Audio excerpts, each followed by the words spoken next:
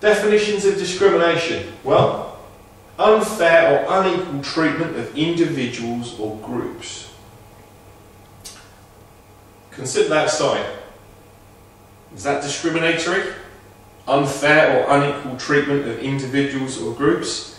Yeah, I think that's quite likely. Now consider this image. What we have here is a brown gingerbread person and a load of white ones. Now this one doesn't seem very happy, but these ones do. What kind of differences do you think could be here? What kind of prejudice and discrimination do you think might be present, and what levels of discrimination? It could be colour, because this one's brown. There's a chip in the leg there, so it could even be a disability issue. It could be gender, it could be politics, it could be any number of things that lead us to discriminate. Two real types of discrimination that we're going to talk about here. They include racism, ageism,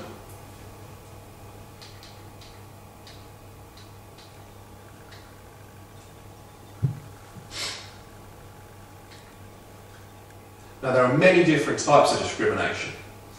And here's some examples. We have racism, ageism, sexism, nationalism, which is something that seems to be more and more on the rise, and disableism.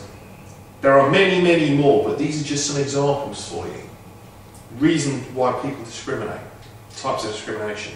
Now we have multiple discrimination, where you have people who can suffer from more than one type of discrimination. They may be discriminated against for a number of factors rather than just one. Have a look at this picture. There's two ladies coming up. Have a look at how many categories of discrimination might be used against them.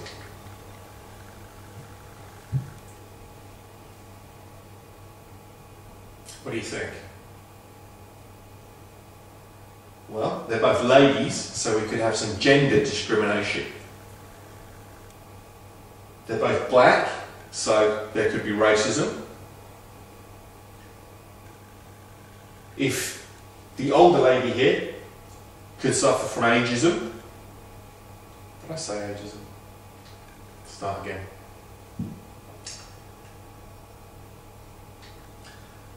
Okay, what kinds of discrimination might these two ladies come across? What do you think? They could face discrimination on account of their gender, the fact that they're ladies, possibly because of their colour. The older lady might suffer discrimination on account of her age, and if she can't move about too well on account of her age, maybe some disableism could kick in there as well. Maybe they're both part of a religious group, I don't know. There could be any number of reasons that could all gather together and they could suffer from multiple discrimination.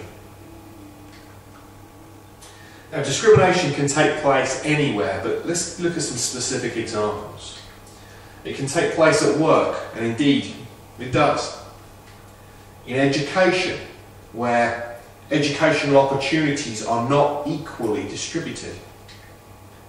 Housing and healthcare allocations, again, it's possible that discrimination can take place there. And in the wider community, wherever you go, discrimination for any number of reasons can take place in the wider community. Now, the effects of prejudice and discrimination, we've got someone here hiding.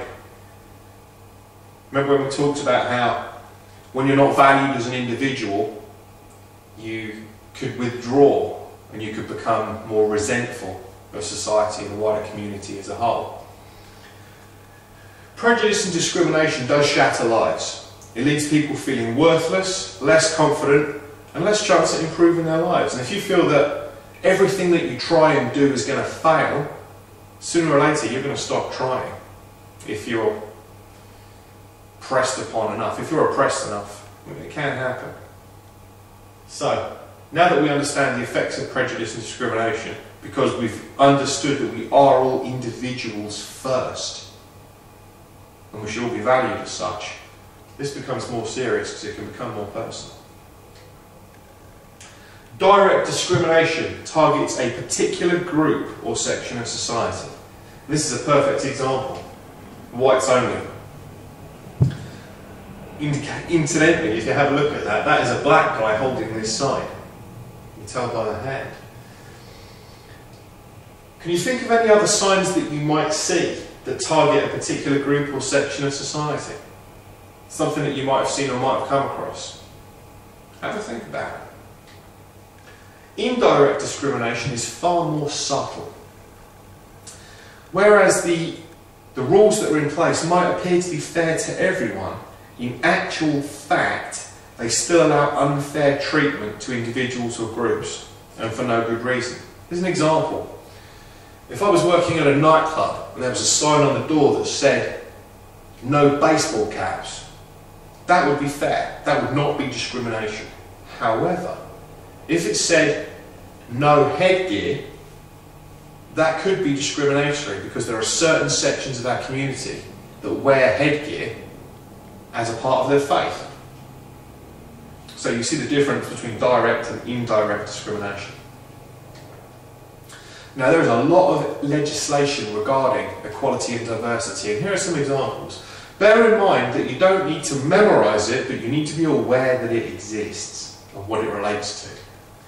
We have the Sex Discrimination Act, ensuring that ladies and men are treated the same. We have the Race Relations Act, and that was amended as well. There's an amendment act for that. The Disability Discrimination Act, which is a fairly new piece of legislation. We have the Employment Rights Act, the Equal Pay Act, again that's about the gender difference, Protection from Harassment Act, and the Employment Relations Act. All of these are equality and diversity legislation designed to ensure that we are all treated equally and have fair enough opportunity across the board to improve our lives. There are occasions, however, where discrimination is justifiable. Sometimes we're allowed to discriminate. The example that I give here is that if you were a man and you were applying for a job in a woman's refuge, you're probably not going to get it. You're probably not even going to read your CV, simply because there is an obvious reason why men would not be allowed in a woman's refuge. So there are certain situations where discrimination is justifiable, but there are not many.